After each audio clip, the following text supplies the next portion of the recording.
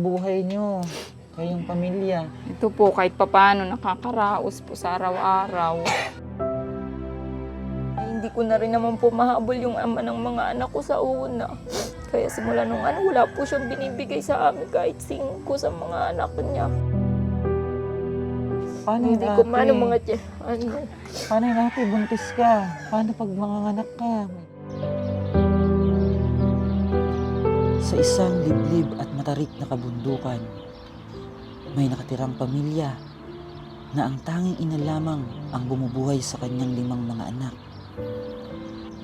Halos wala ng dingding ang kanilang tahanan. Tanging pagtitinda lamang ng saging na saba ang kanilang ikinabubuhay. Ayon sa kanya, iniwan daw sila ng kanyang unang asawa at mag-isang binuhay ang kanyang 5 mga anak. At sa pangalawang pagkakataon, sinubukan niya muli magmahal, pero ganun pa rin ang nangyari. Binuntis at iniwan siyang muli. Hindi na daw ito nagpapakita, kaya siya na lamang ang tumatayong ama, ina sa kanyang mga anak. Tara po at ating panoorin ang kwento ng kanilang buhay.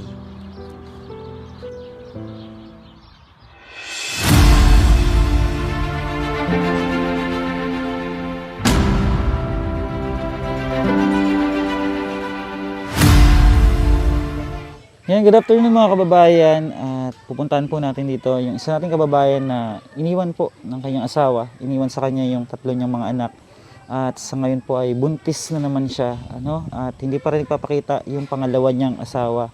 Tara po at bisitahin natin siya sa kanyang tahanan. Dito po sila nakatira. Hello po, good PM. Magandang hapon din po. Yan, magandang hapon, papasok po Sige po, Ayan, tulong. pasensya na kayo. At ang putik ng paa namin. Mabutik po talaga. Oo. Maulan eh. Kamusta po, kamusta? Ayos lang Lagyan naman lang kita po. ng sound sa ate. Ayan, kamusta po kayo dito? Mabuti naman po. Dito sa Sabon. Ayan, ate, kamusta ang buhay nyo? Kayong pamilya? Ito po, kahit papaano nakakaraos po sa araw-araw. Oo. Ang magulang ng mga anak nyo, te? Yung sa una po, matagal na po kaming hiwalay. Simula nang magbuntis po ako dito sa lalaki ko na to. Ayan po, iano po muna natin yung anak ni ate. Paalagaan daw muna sa kapatid kasi kailangan po natin makakausap si ate ng maayos. Maano siya, hinahablot niya yung ating baka matanggalan ng sound si ate. Ate, matanong ko lang po, saan po yung mga ama ng mga bata?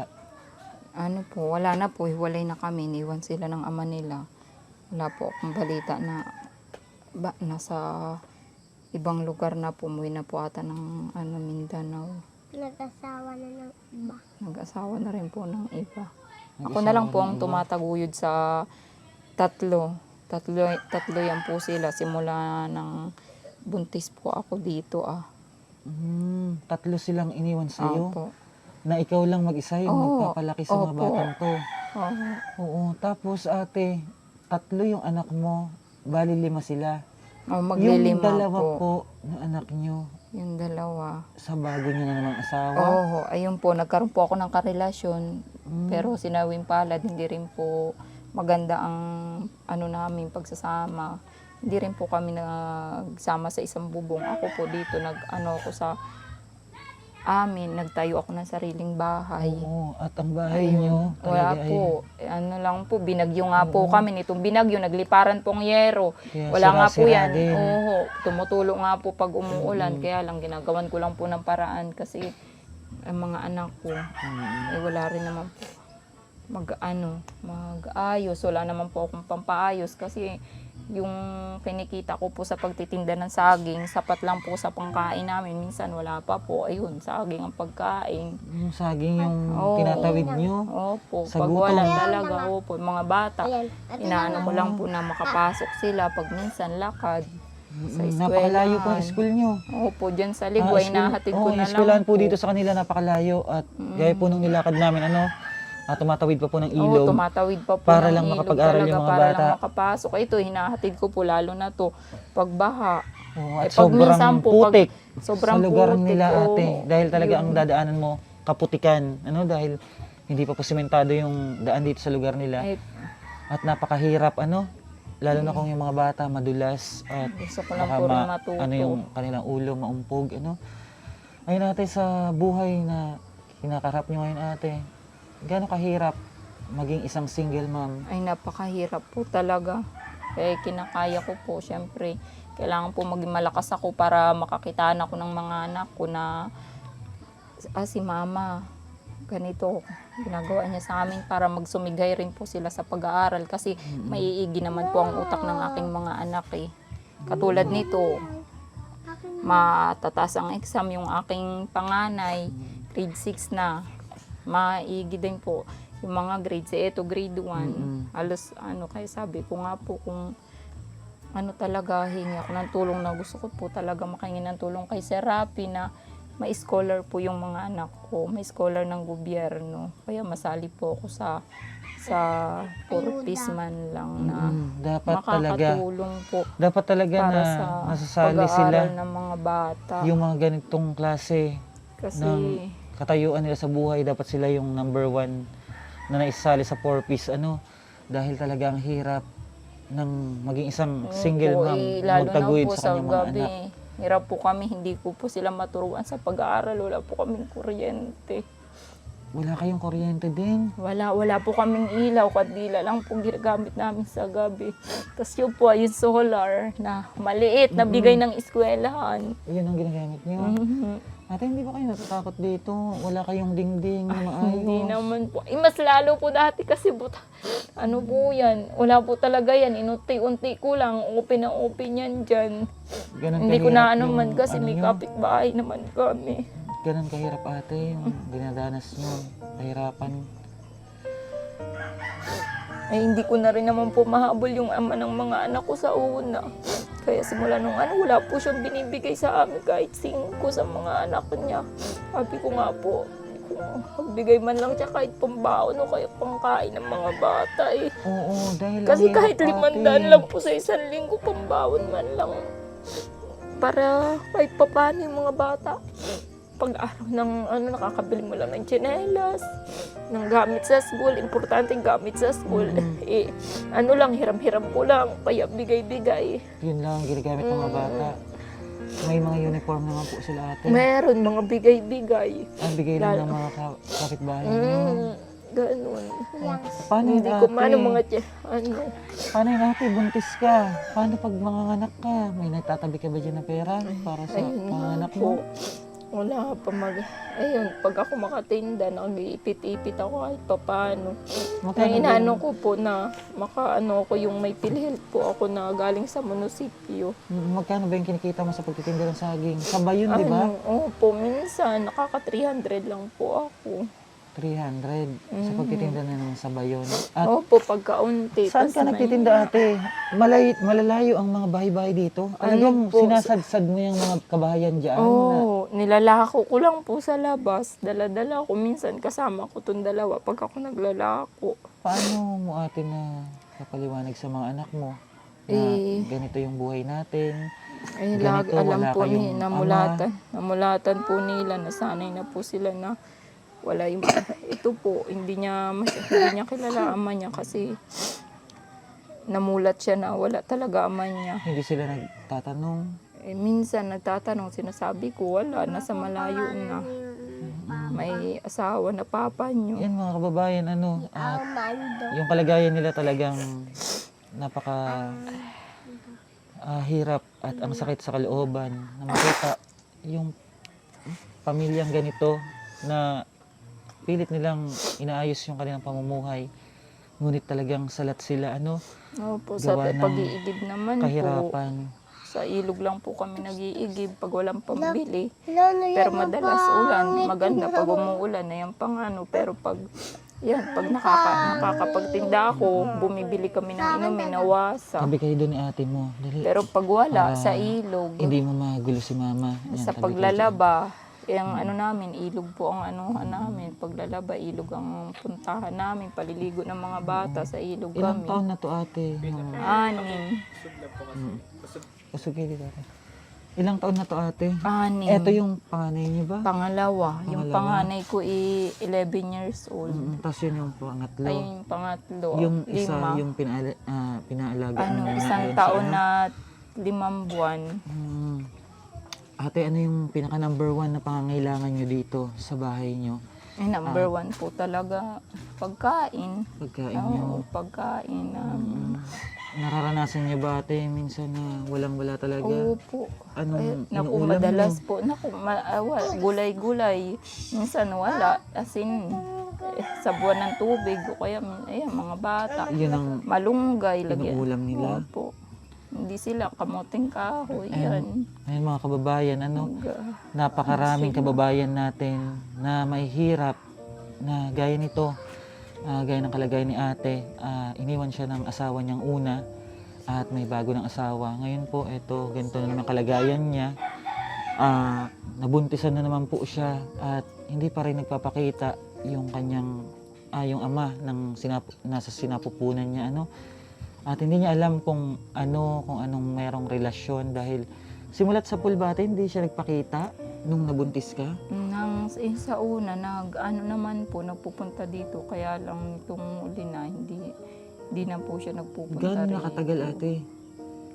Tagal na rin. Pag po, ayun, sabi naman niya,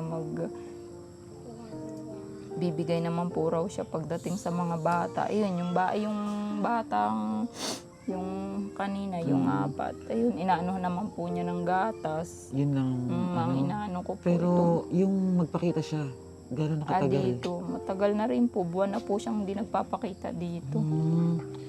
Minsan ba napasok sa isip mo na baka may iba na itong kinakasama din? Hindi na po ako nag-ano ng ganun. Basta sa akin po magbigay po ng panggatas, Kawawa naman pang kayo diaper. na dapat obligasyon niya na buhayin yung mga anak niya at kasama niyo dapat siya. Dahil mahirap na may pamilya na wala tayong walang isang haligi ng tahanan, At sana ate, maging maayos yung buhay niyo at yung mga bata sa kabila ng ganyan na pinagdadaanan niyo. Ayun lang rin At po ang sa sunod aking ate, dinadasal. mag-iingat na kayo. Huwag na Yun kayong nga basta-basta magtiwala sa mga ibang lalaki dahil gaya niyan. Leksyon na yun sa'yo ate.